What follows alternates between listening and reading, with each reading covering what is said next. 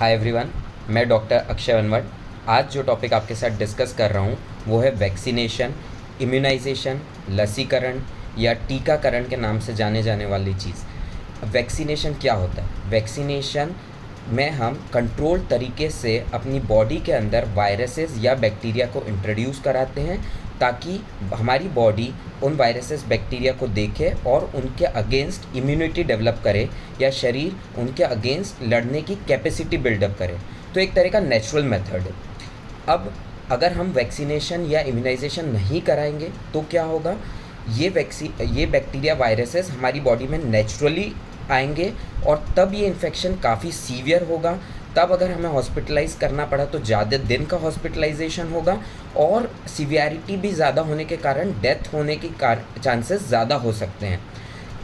इसलिए हमें vaccination prefer करना चाहिए क्योंकि यहाँ कंट्रोल तरीके से हमारी बॉडी में इम्यूनिटी डेवलप की जा रही है। अभी वैक्सीनेशन कब कब होता है? वैक्सीनेशन बर्थ पे होता है, 1.5 महीने कंप्लीट होने पे कराया जाता है बच्चे का, 2.5 महीने कंप्लीट होने पे, 3.5 महीने कंप्लीट होने पे, 9 मंथ्स कंप्लीट होने पे, उसके बाद 1.5 साल कंप्लीट होने पर, उसके बाद 5 साल पे होता है, फिर 7 साल पे भी होता है, 10 साल पे भी होता है। इसके अलावा बीच में भी कई वैक्सीन्स होते हैं जो 6 महीने 7 महीने के टाइम पे दिए जाते हैं और हर 6 महीने 1 साल की उम्र के बाद हर 6 महीने पे भी विटामिन ए के ड्रॉप्स मिलते हैं। ये ध्यान रखना है, वैक्सीनेशन बहुत अलग अलग शेड्यूल्स में होते हैं। नेशनल इम्यूनाइजेशन शेड्यूल है, यूनिवर्सल इम्यूनाइजेशन प्रोग्राम है, इंडियन एसोसिएशन ऑफ पीडियाट्रिक का इम्यूनाइजेशन शेड्यूल है। आप अलग अलग तरह के वैक्सीनेशन शेड्यूल्स देख सकते हैं। अब जो इंडियन गवर्नमेंट फॉलो करती है वो है नेशनल इम्यूनाइजेशन शेड्यूल, लेकिन ये वैक्सीनेशन गवर्नमेंट की तरफ से फ्री मिलती है।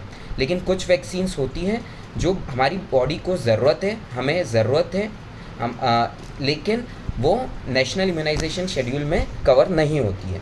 वो आईएपी के थ्रू आप 6 मंथ्स पे, जैसे कि इन्फ्लुएंजा वैक्सीन है, वो आप 6 मंथ्स पे, then 7 months and then every year influenza vaccine आप किसी भी प्राइवेट सेक्टर से ले सकते हैं। अब ये वैक्सीन्स का इतना इम्पॉर्टेंट रोल है कि अगर हम इन्हें टाइमली लें और अगर ओवरऑल इसका कवरेज अच्छा रहा तो कुछ डिजीज़ेस हम एलिमिनेट भी कर सकते हैं, जैसे कि स्मॉल पॉक्स, बड़ी माता जिसे कहा जाता है। आज से 30-40 ईयर्स पहले बहुत सारे केसेस थे, लेकिन अभी कोई भी केसेस नहीं है स्मॉल पॉक्स का। इसका होल एंड सोल रीज़न है कि वैक्सीनेशन बहुत अच्छा रहा है स्मॉल पॉक्स के लिए। इसके बाद पोलियो को हम देख सकते हैं। आज से कई साल पहले तक पोलियो के काफ़ी ज़्यादा केसेस दिखते थे, लेकिन अभी पोलियो के केसेस हमें नहीं मिलते हैं। ये इसका कारण भी सेम है, वैक्सीनेशन कवरेज अच्छा है।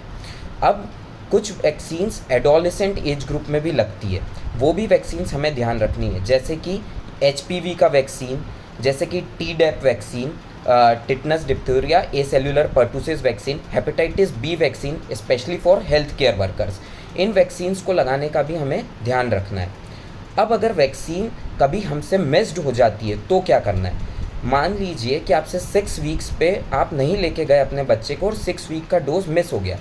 कोई बात नहीं, आप तुरंत जाएं। जिस भी टाइम पे आपको ये नोटिस हो गया है कि वैक्सीनेशन रह गया है, आप तुरंत जाएं। ऐसा नहीं है कि हमें वैक्सीनेशन शेड्यूल वापस से पूरा स्टार्ट करना पड़ेगा। जो डोज मिस हुआ है हम वहीं से कंटिन्यू कर सकते हैं। सेकेंड थिंग, हमें ये भी नहीं सोचना है कि वैक्सीन नहीं लगाया और अभी तक इन्फेक्शन नहीं हुआ है इसका मतलब वैक्सीन कुछ नहीं करती।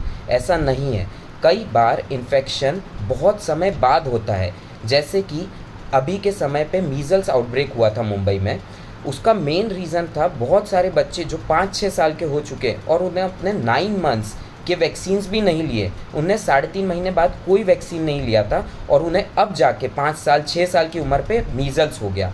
अब जो ये मीज़ल्स के केसेस आए इनकी सीवियरिटी बहुत ज़्यादा रही, इसलिए हमें ध्यान रखना है, टाइमली वैक्सीनेशन लेना है। अगर कोई डोज मिस हो गया है तो तुरंत जाए। हमेशा वैक्सीनेशन का कार्ड संभाल के रखें, क्योंकि वैक्सीनेशन के कार्ड से हमें ये जानने में ईजी होगा कि कौन सा डोज मिस हुआ है, कहाँ तक के वैक्सीन्स आपको मिले हैं। अब वैक्सीन कब नहीं लगाना है? कभी कभी कुछ वैक्सीन के कंस्टिट्यूएंट्स होते हैं जिसके खिलाफ हमें एलर्जी रहता है, उस पेशेंट को, पर्टिकुलर बच्चे को एलर्जी रहता है, उसमें आप उन वैक्सीन्स को अवॉइड कर सकते हैं। अगर बहुत हाई ग्रेड फीवर है, लाइक 105, 104 फ़ारेनहाइट का फीवर है, तो आप अवॉइड करें वैक्सीन। इसके अलावा कोई बच्चे को सीजर, अकड़ी, मिर्गी का दौरा लगा है अगर वैक्सीन के बाद, तो इन केसेस में आप डॉक्टर से एडवाइस लें और तभी वैक्सीन लगवाएं।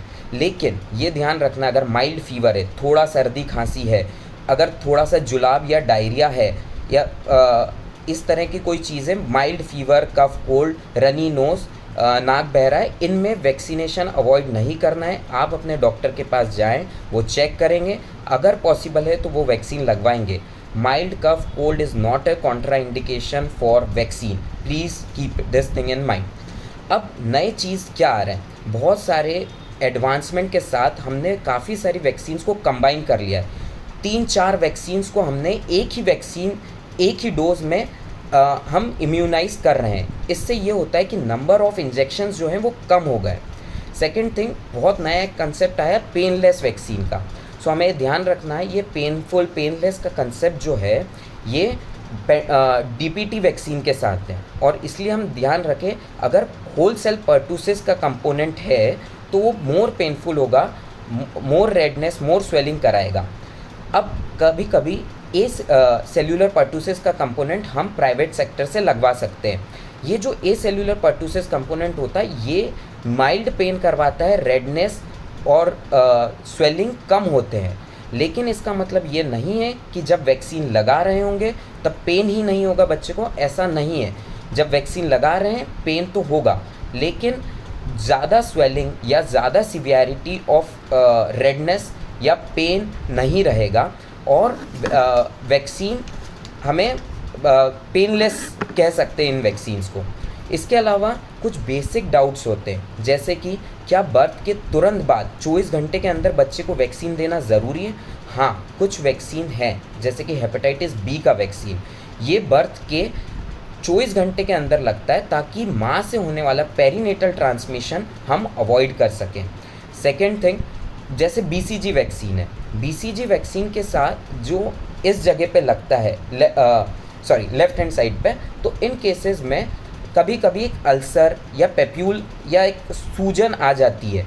ये सूजन नॉर्मल है, इससे घबराने का नहीं, ये यहाँ स्कार मार्क छोड़ के जाती है वैक्सीन, ये नॉर्मल है। सेकेंड थिंग, अगर ये स्कार मार्क नहीं आया तो क्या वैक्सीन रिपीट करनी है? ऐसा नहीं है। Scar mark is not a sign कि वैक्सीन लगा है या नहीं। आपको अगर पता है वैक्सीन लग चुका है, देन आपको रिपीट डोज नहीं लगवाना है। इसके अलावा अगर ओरल और इंजेक्टेबल वैक्सीन्स आपको साथ में देने, तो प्रेफर कि आप ओरल वैक्सीन पहले दे दें, उसके बाद इंजेक्टेबल दें। क्या मल्टीपल वैक्सीन्स हम एक साथ लगा सकते हैं?